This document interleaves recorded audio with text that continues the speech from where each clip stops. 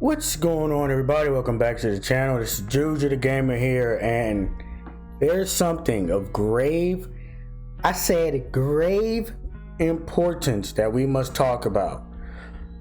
So, first of all, nobody was going to tell me that there was additional pages of AOT dropping next month and that they had already leaked.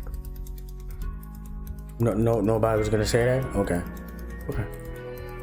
That's cool. I see how y'all act. Nobody was gonna say that to me, mention me. I had to go on Twitter after, being shocked at a YouTube video that they was talking about a different ending. I had to go on Twitter to find out what exactly they were talking about and then try to actually find said leaks. Okay. We not cool right now because I'm mad. Had y'all known there were leaked in English scans dropping way before they were supposed to come out? Why didn't y'all let me know, man? Why didn't y'all let me Yeah, so because it's not the 9th, I'm not going to be showing the leaks. I'm not even going to be reading them on screen. I'm going to be describing what happens and what I've seen and what I think about this next ending or this second ending. But after we have my music, let's get it. I got some things to get off my chest because the stuff I've seen.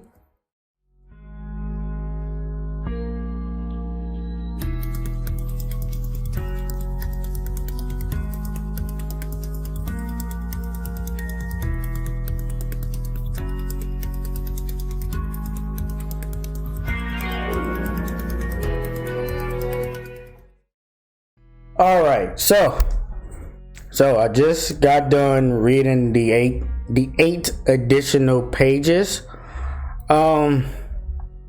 This is how I'm going to do this. I'm going to give my thoughts and describe what's happening in the 8 additional pages, and then I'm going to rant on the AOT Twitter and YouTube community, because the majority of sentences that I've seen on Twitter and that I've seen in YouTube comment section and I've seen in videos, and that it made the ending worse.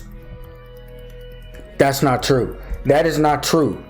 So I'm going to go ahead and explain these different these additional 8 pages. So the first additional page that we see is a conversation between Mikasa and Ymir. I am not sure when exactly this takes place, but it takes place either before Mikasa reaches ARMIN with Eren's head, or after, when they see all the apparitions of all the people that they lost right before the Titan powers are fully extinguished. And I really believe it happens there when Mikasa is walking off to go bury Eren's head. I believe that conversation with Ymir happens then. So Ymir is So there's a couple things revealed in this conversation. One, that Ymir was the one that was sending Mikasa all the headaches. There's something on my shirt, sorry. That was sending Mikasa all the headaches that we've seen throughout the series. We originally thought that might have been like a time loop theory, but no, it was just a message from Ymir, probably trying to warn Mikasa to either let Eren continue going down this path that'll ensure Mikasa's victory, or just like I believe it was a warning, but at the time when all the headaches were happening, we didn't know a warning about what. Now we do. So we understand that Ymir was in love with King Fritz, but she couldn't let him die or couldn't kill him. That's how the Titan powers got passed down, right? Because King Fritz allowed her daughters to eat her, and so forth and so forth. That's how the Titan powers, got passed down to each generation and each generation and each generation. So Ymir was basically imagining not a different reality. To me, it looked like she was imagining what she would have done differently. Because she had spent 2,000 years in the past seeing all this different timelines, seeing all these different futures and what she allowed to happen by not letting King Fritz die. So now she was imagining that, oh, you know, if I ever had like a second chance sort of thing to go back and redo Ymir's life, Ymir would have just let him die from the spear.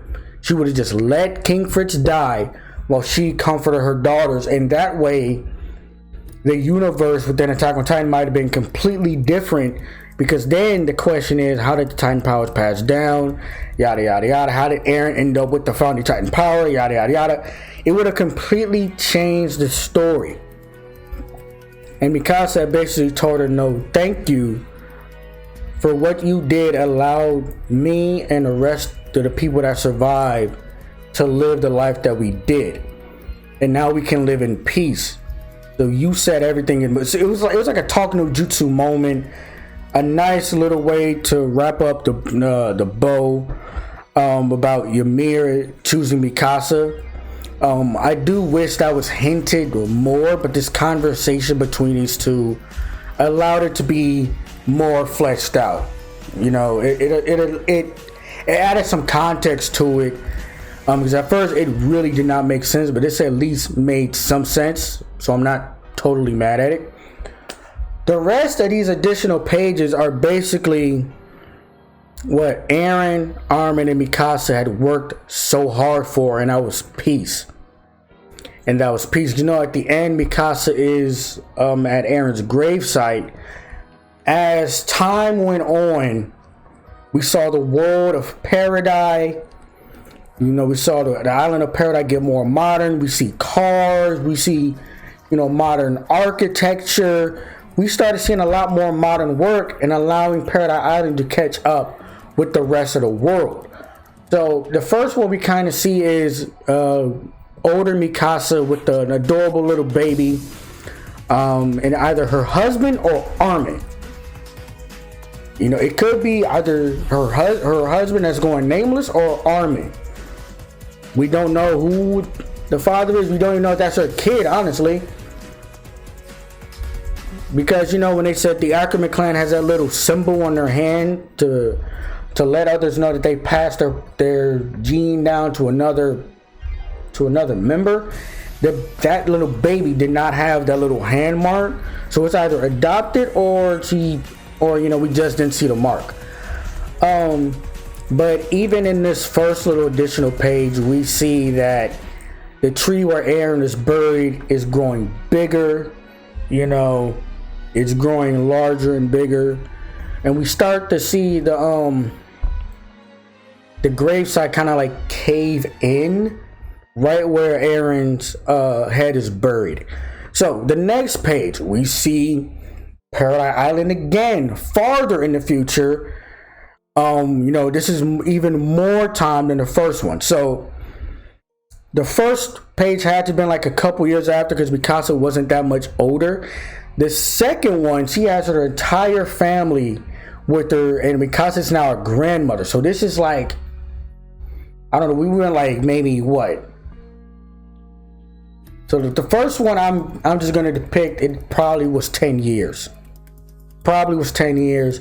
The second one might have been a leap all the way to like 60. It might have. So, you know, if I'm just going off this headcanon real quick. So the first Mikasa is probably 26 in that first additional page, when she's visiting Eren's gravesite with the baby. The second one, she's now a grandma. So just think about that. She went from probably 20s to somewhere in between her 70s, 80s, and why did my camera just refocus? Okay. She went from her 70s, 80s to either 90. You know what I'm saying? So time has progressed. Paradise is now being more modern than ever. We're seeing more modern architecture. And then the next moment, all while Mikasa is wearing a scarf, by the way. In the next additional page, we show Mikasa is finally resting in peace. She has finally passed on from the world of the living. So Mikasa has now lived a normal life. She has now lived a normal life. And then after that, we've seen even more modern Paradise Island, or at this point Paradise Island, getting carpet bombed with stealth jets. getting just rained down on. And so now that has me thinking, we probably have now reached a little bit before modern, before the modern era where we live. You know what I'm saying? So we probably have now reached hundreds of years. You know what I'm saying? Hundreds of years to where everything is modern, cities are modern, we have jets, carpets are bombing, but and I'm going to keep on going. So the next additional page, Paradise destroyed. It is destroyed. Everything is destroyed. It's all rubble. They have moss overgrowing the rubble of the buildings. And there's the tree that Eren is buried in, and that's literally the only thing that's remaining from Paradise Island that's still here. And so that brought up an interesting point, as we continue to see this next additional page where we see probably Mikasa's descendant, either her grandson or great-grandson, with his dog walking towards the tree where Eren is buried, and it looks just like the tree that Ymir fell into, and that's how she got the powers, and that's how the story wraps up. So when I first saw that, I'm like, there's two main themes that Isayama is trying to pull here in this final chapter. That A, war and conflict will always happen. It will always happen. Now, did Eren, Armin, and Mikasa bring peace? Yes. They brought peace for probably hundreds of years. They brought peace for at least 100 years. Let's just put it that way. They brought peace for a long period of time. But as each generation grows up and each generation, continue moving forward, war and conflict will always be there. You can just take a look at any moment in world history books. There's one real main constant: war. War, it literally always happens throughout conflict. So I'm not understanding why people are mad at this ending. Isayama gave us a realistic ending. Yes, there are moments in time where war is not happening. There can be peaceful there can be peaceful periods. There can be peaceful centuries. But eventually, there's going to be a war. Because it always happens. It always happens throughout history. There have been moments of peace and there have been moments of conflict, and they always overlap each other. So why are people mad at this ending? Eren said out what he's supposed to do. He literally said he wanted his friends, when he realized that, once he saw the future memories and that he knew that Mikasa was going to make a decision that he didn't know what it was, all he knew that he probably was going to die. He probably knew then that he was probably going to die, or what he was going to do, he would eventually die and he was not going to be absolved. So it has got me thinking, how many times in the last arc, like last two arcs, did he keep repeating he wanted his friends to live a long life? How many times did Eren keep saying that? And what did he do? He gave the ability to let his friends live a long, normal, peaceful life. He set out his mission. Armin probably set out his mission too, to tell the story about what happened, and start rebuilding the country. And start modernizing the country with peace talks. So there was peace. The trio set out what they wanted to do, and they did that.